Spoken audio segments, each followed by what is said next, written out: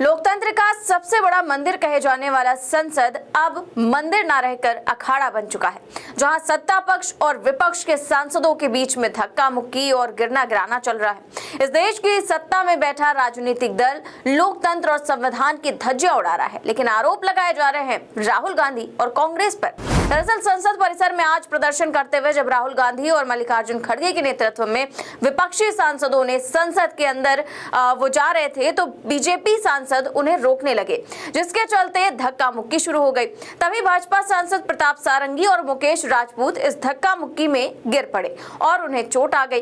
प्रताप सारंगी के सिर पर चोट लगी है, जबकि मुकेश राजपूत को भी चोटें आई हैं। भाजपा ने इन दोनों सांसदों के गिरने के लिए नेता प्रतिपक्ष राहुल गांधी को जिम्मेदार ठहरा दिया और कह दिया कि राहुल ने धक्का देकर दोनों सांसदों को गिरा दिया, जिसके बाद पूरी की पूरी बीजेपी राहुल गांधी पर हमलावर हो गई। बीजेपी को अमित शाह की कुर्सी बचाने के लिए ये मुद्दा मिल गया और वो इसी मुद्दे को तूल देने में लग गए। तुरंत ही बीजेपी के बड़े बड़े नेता और केंद्रीय मंत्री अस्पताल में चोटिल प्रताप सारंगी और मुकेश राजपूत से मिलने पहुंच गए। तो वहीं देश हित और जनहित के मुद्दों पर चुप्पी साधने वाले प्रधानमंत्री मोदी ने भी धक्का मुक्की कांड पर राहुल गांधी को घेरने के लिए वो सामने आ गए और जो चोटिल हुए थे सांसद उनको फोन लगा दिया और सांसद से बातचीत की। बीजेपी को इस पूरे प्रकरण को बढ़ावा देने में चाटुकार मीडिया का भी पूरा साथ मिल गया, जो पूरी घटना को जाने बगैर ही राहुल गांधी को घेरने लगा और बीजेपी के सुर में सुर मिलाने लगा और अंबेडकर मामले पर घिरते अमित शाह का मुद्दा एकदम से गायब हो गया। ये सब ऐसे हो रहा था मानो जैसे एक सोची समझी रणनीति के तहत किया जा रहा हो। उधर बीजेपी सांसद राहुल गांधी के खिलाफ एफआईआर दर्ज कराने भी निकल पड़े, लेकिन अब खुद बीजेपी सांसद ने ही भाजपा की पूरी पोल खोल दी है और इस पूरे मामले की सच्चाई बता दी। अभी तो बीजेपी इस मुद्दे की आड़ में अमित शाह को बचाने की प्लानिंग कर ही रही थी कि तब तक धक्का मुक्की में चोटिल हुए बीजेपी सांसद मुकेश राजपूत ने ही पूरे मामले की सच्चाई बता दी और बीजेपी का पूरा गेम ओपन कर दिया। दरअसल घायल हुए बीजेपी सांसद का एक वीडियो सामने आया है, जिसमें मुकेश राजपूत अस्पताल में लेटे हुए हैं और वो मीडिया से बात कर रहे हैं। इस दौरान जब उनसे पूछा गया कि क्या धक्का राहुल गांधी ने दिया था, तो उनका जवाब सुनिए। तो हम लोग खड़े तो पीछे साइड गिर गए, ऐसे पीछे सर के बल।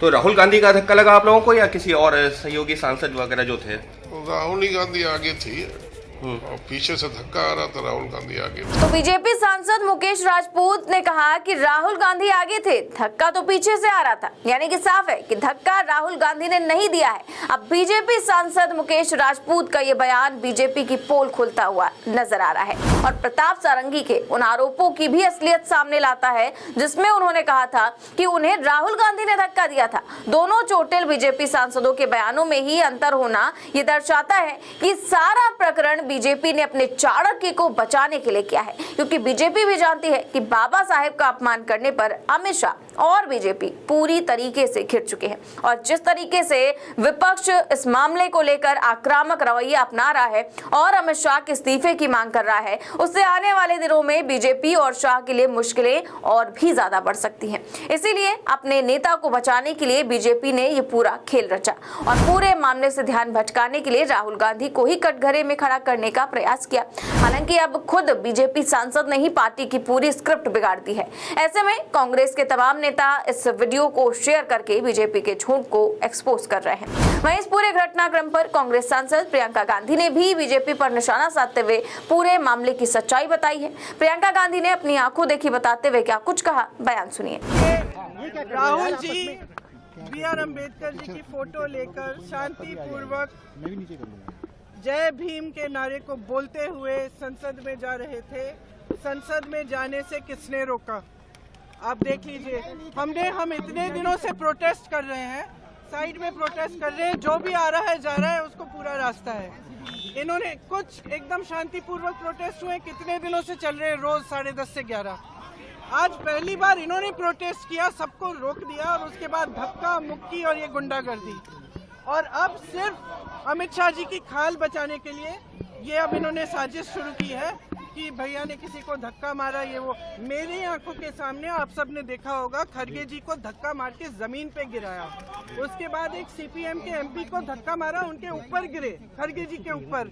मैंने सोचा टांग टूट गई होगी, कुछ हुआ होगा, क्योंकि उनके चेहरे से दिख रहा था कि उनको चोट लगी। फिर हमने कहीं से कुर्सी ढूंढ के हम लाए उनके लिए। अब आप खुद ही देख रहे हैं, यहाँ पे रोज खड़े हैं, हम रोज का दर्शन कर रहे हैं 10:30 से 11, आज तक कुछ नहीं हुआ है। ये सब साजिश है। इनसे हमने पूछा, ये जो हमें रोक रहे थे, हिम्मत है तुम्हारे में? अगर अंबेडकर जी को चाहते हो जय भीम बोलो। जय भीम का नारा क्यों नहीं निकल सकता इनके मुंह से? ये कह रहे हैं सर पैसेज दिया नारा क्यों नहीं? कौन सा पैसेज? आपने खुद देखा, हमारे सामने सारे खड़े थे और हमने कुछ कहा भी नहीं। हम सिर्फ अपना नारा लगाते रहे, सिर्फ अपने संविधान के लिए लड़ते रहे। अगर आप सोचते, अगर इस देश की जनता सोचती है कि ये लोग संविधान की रक्षा करेंगे, अगर आज भी इस देश की जनता किसी भी कंफ्यूजन में है तो कंफ्यूजन दूर हो जाए। इनकी असली जो भावना है वो निकल गई अमित शाह जी की बातों में। इनकी असली भावना आज आपको दिख गई यहाँ पे, जहाँ पे ये हिंसक भावना रख रहे हैं।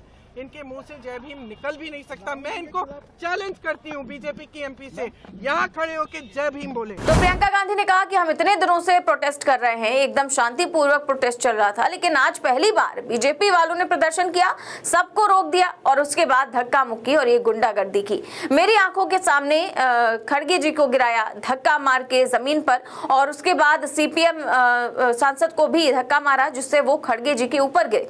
प्रियंका ने कहा कि ये सब सिर्फ अमित शाह को बचाने के लिए किया गया है। तो ये सारी जो रणनीति है वो प्रियंका गांधी ने साफ तौर पर बता दी कि सिर्फ और सिर्फ अमित शाह को बचाने और इस मुद्दे से ध्यान भटकाने के लिए किया गया है। वहीं भाजपा के राहुल गांधी के खिलाफ एफआईआर दर्ज कराने के बाद अब कांग्रेस की ओर से भी बदसलूकी करने वाले बीजेपी सांसदों के खिलाफ शिकायत दर्ज करवाई गई। संसद मार्ग थाने में ये शिकायत दर्ज कराई गई। इसके साथ ही कांग्रेस का एक प्रतिनिधिमंडल डीसीपी ऑफिस भी पहुंचा और वहां पर भी पूरे मामले की शिकायत की। फिलहाल भाजपा सांसद का बयान सामने आने के बाद ये तो स्पष्ट है कि बीजेपी की अमित शाह को बचाने वाली स्क्रिप्ट का अब भंडाफोड़ हो गया है। बीजेपी सांसद ने खुद ये स्पष्ट कर दिया है कि धक्का मुक्की की पूरी कहानी बीजेपी की ओर से सिर्फ और सिर्फ अमित शाह को बचाने के लिए और इस मुद्दे से लोगों का ध्यान भटकाने के लिए रची गई थी। लेकिन अफसोस कि अब इस कहानी का पर्दाफाश हो चुका है और बीजेपी की असलियत भी एक बार फिर सबके सामने आ गई है, क्योंकि बीजेपी ये जानती है कि बाबा साहेब अपमान करना बीजेपी और शाह दोनों को काफी महंगा पड़ सकता है। फिलहाल देखना ये है कि अब ये कहानी आगे किस मोड़ पर जाती है। इस खबर में बस इतना ही। देश और दुनिया की तमाम बड़ी खबरें जानने के लिए देखते रहिए 4 PM न्यूज नेटवर्क। नमस्कार।